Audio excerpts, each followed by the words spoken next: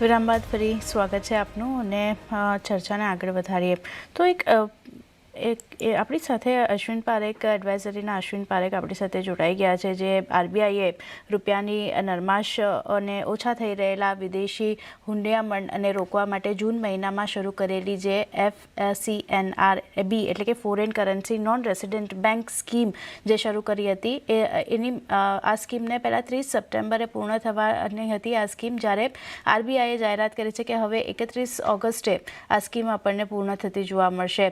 તો શું નિર્ણય લેવામાં આવ્યો છે ને કેમ આ પ્રી ક્લોઝરનો નિર્ણય લેવામાં આવ્યો છે એની ચર્ચા કરી આપણી સાથે જોડાઈ ગયા છે અશ્વિન પારેખ, એડવાઇઝરી સર્વિસીસના અશ્વિન પારેખ.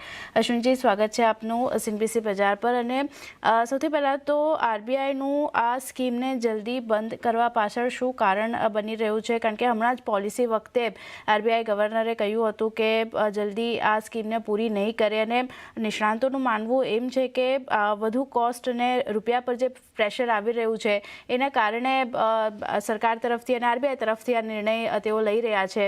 તમારો શું મત છે આના ઉપર? આમાં છે ને ઘણા ફેક્ટર્સો કામ કરી ગયા છે. જ્યારે આ સ્કીમની જાહેરાત થઈ ત્યારે આપણે જોયું 2013માં આ સ્કીમ પહેલા જાહેર થયેલી અને તે વખતે માત્ર $10 બિલિયન નું ટાર્ગેટ હતું. આ વખતે જ્યારે પહેલી વખત જૂનમાં જ્યારે એની સ્કીમ આપણે અનાઉન્સ થઈ ત્યારે આપણે જોયું કે 70 બિલિયન જેવો એક અંદાજ રાખવામાં આવેલો. પછી જેમ આગળ 2013માં પણ અલાઉડ હતું એમ આ વખતે પણ એ ડિપોઝિટનું લિવરેજિંગ અલાઉડ હતું. એટલે લિવરેજિંગનો અર્થ એ થયો કે કોઈ એક deposit holder, NRI deposit holder, સમજો કે $100 આપવા માટે ડિપોઝિટમાં તૈયાર હોય તો એને $900 સુધીની લોન મળી શકે. એ પ્રકારની તજવીજ ગયા વખતે પણ હતી, આ વખતે પણ. એટલે કે 9 ટાઈમ્સ મલ્ટિપલ જો એક કોઈ બેંક ઓફર કરતી હોય તો. હવે આપણે જોયું કે આ છેલ્લા 2 મહિનાની અંદર બેંક્સો 5 ગુણાથી લઈને લગભગ 15 ટાઈમ્સ, 15 ટાઈમ્સ, 15 ગણું એટલો તમને લોન આપવા તૈયાર હતી. એટલે તમે $100 આપો તો કોઈ એક બેંક તમને 500 બી આપે, કોઈ એક બીજી બેંક તમને $1,500 પણ એની સામે લોન તરીકે આપે. લોનનો જે દર હોય એ ડિપોઝિટના વ્યાજ કરતા એનો દર થોડો ઓછો, 1% જેટલો, અત્યારે જે બજારમાં જે રીતના ડીલ્સ ચાલી રહ્યા છે એ પ્રમાણે. એટલે એને લિવરેજ કરવાને લઈને NRIનું ડિપોઝિટ, જેમ જેફરી અને બીજા એનાલિસ્ટોએ એનાલાઇઝ કરેલું કે 15%થી લઈને 21% સુધીનું રિટર્ન એને મળી શકે NRIને. આ લિવરેજિંગમાં તમે જોશો તો ઇન્ડિયન બેંક્સની કમ્પેરિઝનમાં ફોરેન બેંક્સે વધારે સક્રિય ભાગ લીધેલો, કેમ કે એની પાસે સ્વોપ કવરનું જે આરબીઆઈનું જે અન્ડરટેકિંગ હતું કે મફતમાં એમને સ્વોપ કવર મળે, એની રિસ્ક આરબીઆઈ ઉપર, બેંક ઉપર નહીં. એની ઉપરાંત એ લોકો પાસે પોતાની ડોલરની ઓપન પોઝિશન્સ હોય મોટી બેલેન્સ શીટ્સની અંદર, એટલે ઇન્ડિયાની બહાર. એટલે એને લઈને એ લોકો બંને ફોરેન બેંક્સો, આઈ મીન HSBC અને સ્ટેન્ડર્ડ ચાર્ટર્ડ, મોટા મલ્ટિપલ ઉપર એ લોકો લોન આપવા તૈયાર હતા. એટલે આ લિવરેજને કારણે એવું જોવામાં આવ્યું કદાચ કે તમારા પ્રશ્નનો જો જવાબ જોવા જઈએ તો કદાચ એક ફેક્ટર હોઈ શકે કે ફોરેન બેંક્સો કદાચ વધારે ડિપોઝિટ મોબિલાઇઝ કરતી હતી ઇન્ડિયન બેંક્સોની કમ્પેરિઝનમાં. એક તો એ વસ્તુ થઈ. બીજું કદાચ ફેડનું જે વલણ છે, આપણે જોયું જૂન 19માં, એટલે આ જૂનની અંદર સ્કીમ નક્કી થઈ ને જુલાઈ 19માં ત્યારે નવા ફેડના ગવર્નરની અંદર નેજા હેઠળ જ્યારે મીટિંગ થઈ ત્યારે લોકોએ હોકી સ્ટાન્સ રાખેલું અને 9 ને 3ની સામે રેટના સ્ટેબલ રાખવાનું, એટલે 3 મેમ્બરની વિરુદ્ધમાં 9 મેમ્બરની સામે રેટને સ્ટેબલ રાખવાનું રાખેલું, પણ એક હોકિશ એક પ્રકારનું નજર, એક પ્રકારનું સ્ટાન્સ લીધેલું એમણે. એટલે એને લઈને પણ અને ડોલર વધતો જતો એપ્રિશિએટ રૂપિયાની સામે કરી રહ્યો છે, એને કારણે પણ આરબીઆઈ કદાચ આ સ્કીમને વહેલી બંધ કરવાની જાહેરાત કરી છે. નહીં તો 30 સપ્ટેમ્બર સુધી આ ચાલવાની હતી, પણ એને 31 ઓગસ્ટ સુધીમાં જ એને બંધ કરી દેવાની છે. બીજું કદાચ કારણ એ પણ હોઈ શકે કે અત્યાર સુધીમાં ઓલરેડી આરબીઆઈ જે આંકડા બતાવ્યા છે એ પ્રમાણે 56 થી 57 બિલિયન US ડોલર્સ ઓલરેડી ડિપોઝિટની અંદર મોબિલાઇઝ થઈ ગયા છે. બીજી 2 વિન્ડોઝ છે, OFCB અને જે ECBની જે 2 વિન્ડોઝ છે એ તો યથાવત જ છે, એ ચાલુ જ રહેવાની છે. એટલે ડોલર એનેથી પણ મોબિલાઇઝ કરી શકશે. એટલે આ બધા પરિબળોના કારણે કદાચ આરબીઆઈ એને વહેલી ક્લોઝ કરવાનું નક્કી કર્યું હશે. જી અશ્વિનજી, તમારી પાસેથી એ પણ જાણવું છે કે જો અહીંયાથી એક શક્યતા એવી હતી કે આપણે રૂપિયો ત્યારે ખાસ કરીને ખાસો એવો નબળો પડતો જોવા મળી રહ્યો હતો. જોકે હજી પણ આપણે જ્યારે આટલા ફ્લોઝના સમાચાર આવી ગયા છે, આરબીઆઈએ જાહેરાત કરી છે, ત્યારે પણ આપણે જોયું છે કે છેલ્લા 1-2 મહિનાની અંદર એવી કોઈ બહુ મોટી મુવમેન્ટમ અહીંયાથી રૂપિયાની અંદર આવતી જોવા નથી મળી કે નથી કોઈ એવા મૂવ્સ આવતા દેખાયા. બીજી તરફ આપણે જોઈએ તો હજી સુધી ખાસ કરીને ક્રૂડના જે ભાવ છે, એફપીઆઈસના ફ્લો હજી હમણાં આપણને થોડાક પોઝિટિવ થતા દેખાયા છે. એટલે તમને લાગે છે કે અહીંયા એક રૂપિયાનું થોડુંક સ્ટેડી રહેવું એ પણ એક ફેક્ટર અહીંયાથી કદાચ હોઈ શકે આ સ્કીમને જલ્દી પૂરું કરવા માટે? બિલકુલ નીરજભાઈ, બિલકુલ એ પણ એક કારણ હોઈ શકે.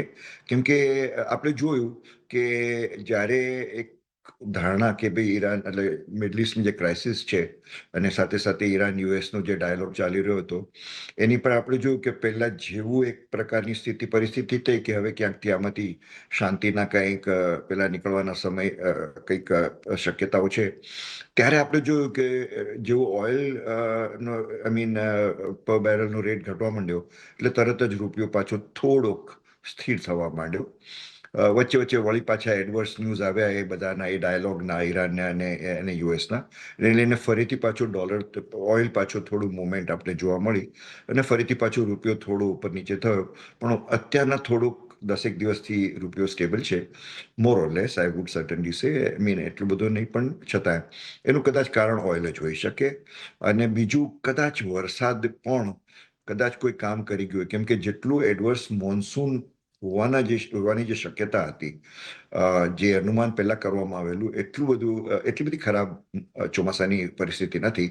એટલે કદાચ એ પણ આરબીઆઈ ધ્યાનમાં લીધું હોય. પણ એક વસ્તુ તો નક્કી છે કે $56 બિલિયન ઓલરેડી મોબિલાઇઝ કરી લીધા પછી આ વિન્ડો કદાચ આરબીઆઈ એટલા માટે બી ક્લોઝ કર્યું કે જેટલું એ વધારે મોબિલાઇઝ કરે, કેમ કે સોફ્ટ કવરનો એમની આરબીઆઈ બાંહેધરી આપી છે, એટલે એટલું રિસ્ક આરબીઆઈની બેલેન્સ શીટ ઉપર પણ વધતું જાય. નીરજભાઈ, પણ સર, અશ્વિન સર, જો આ જે સ્કીમ હતી એનાથી ભારતમાં મોટા પ્રમાણમાં ડોલર આવી રહ્યા હતા ને એ બેન્કો માટે એટલા માટે સારું હતું કારણ કે લિક્વિડિટી વધતી હતી તેમની, પરંતુ બેન્કોના ફંડિંગ કોસ્ટ અને વ્યાજ દરના સંચાલન પર આની કેટલી મોટી પડકાર આપણે હવે જોઈ શકશું અને એક બોન્ડ માર્કેટ માટે પણ સમજવું છે કે હવે શું ઇમ્પેક્ટ તમે જોઈ રહ્યા છો બોન્ડ માર્કેટ અને બેન્કિંગ સેક્ટર માટે?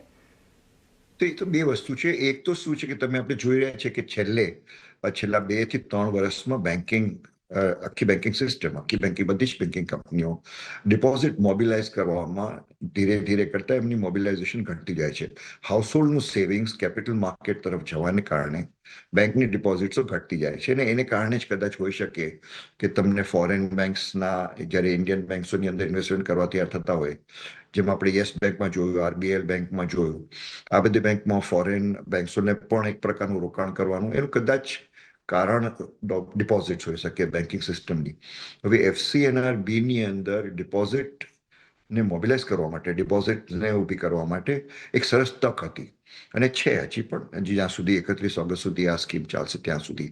એટલે બેંક્સોની બેલેન્સ શીટ ઉપર 6.5 થી 6.5% જે અત્યારના રેટ ચાલે છે આ ડિપોઝિટનો, 3 થી 5 વર્ષની આ ડિપોઝિટ છે, એટલે તમને લાંબા ગાળાની ડિપોઝિટ, 3 થી 5 વર્ષની ડિપોઝિટ, એટલે તમને એસેટ લાયબિલિટીના જે મિસમેચીસના ને એના બધાના જે પ્રશ્નો એ પણ તમે સોલ્વ કરી શકો. એટલે એ રીતે બેન્કિંગ સિસ્ટમ માટે અને સોફ્ટ કવર તો બિલકુલ આરબીઆઈની રિસ્ક ઉપર હતું, એટલે એને લઈને બેન્કિંગ સિસ્ટમને તો આ ઘણો ફાયદો હતો એફસીએનઆરબીનો. ખાલી એક જ વસ્તુ કદાચ હોઈ શકે કે જે ઓરિજિનલ એનઆરઆઈ ડિપોઝિટ્સ જે બીજી સ્કીમની અંદર એમ જ નોર્મલ કોર્સમાં જે એમણે ડિપોઝિટ મૂકી હોય, એમણે કદાચ ડિપોઝિટ વિડ્રો કરીને આની અંદર આ સ્કીમની અંદર મૂકવાનું નક્કી કર્યું હોય તો નેટ ડિપોઝિટ કદાચ બેન્કિંગ સિસ્ટમને વધારે ના આવી હોય. પણ આ બધા જુદા જુદા પરિબળો છે, આપણે એને આંકડા જ્યાં સુધી આપણી સમક્ષ ના આવે ત્યાં સુધી ન નક્કી કરી શકીએ. પણ ડેફિનેટલી આ સ્કીમ બેન્કિંગ સિસ્ટમ માટે તો ખરેખર સરસ જ હતી. બેન્કિંગ સિસ્ટમ માટે એક સારી સ્કીમ હતી અને જલ્દી બંધ પણ થઈ ગઈ છે, એટલે ખાસ કરીને અહીંયાથી હવે એના પર પણ એક ફોકસ રાખીશું કે ઓવરઓલ આપણને જે આવનારા રિઝલ્ટ્સ છે બેન્કિંગના એના પર પણ શું અસર આવતી જોવા મળે છે. On that note, Ashwin sir, thank you very much sir અમારી સાથે આજના દિવસે જોડાયા, ઇન ડિટેલ આ આખા મુદ્દે ચર્ચા કરી એના માટે થેન્ક યુ વેરી મચ અમારી સાથે જોડાવા બદલ સર. તો જુઓ ખાસ કરીને આરબીઆઈએ એક નિર્ણય લીધો છે અને નિર્ણયની અસર આપણને આમ તો બોન્ડ માર્કેટની ઉપર આજે ખાસ કરીને આવતી જોવા મળી હતી કે જ્યારે બોન્ડના ભાવની ગવર્મેન્ટ બોન્ડના ભાવ થોડા ઘટતા દેખાયા હતા, પરંતુ ઓવરઓલ એક બેન્કિંગ સિસ્ટમ માટે આ પ્રક્રિયા અને આજે આખી સ્કીમ હતી એ ઘણી લાભદાયી નીવડવાની છે, એટલે એના પર એક નજર રાખીશું. એની સાથે જ સમય છે એક નાનકડો વિરામ લઈએ. વિરામ બાદ પાછા આવીએ ત્યારે ગૌરાંગજી રૂપેશજી જોડાયેલા છે, એમની સાથે ચર્ચાને આગળ વધારીશું અને રૂપેશજી પાસેથી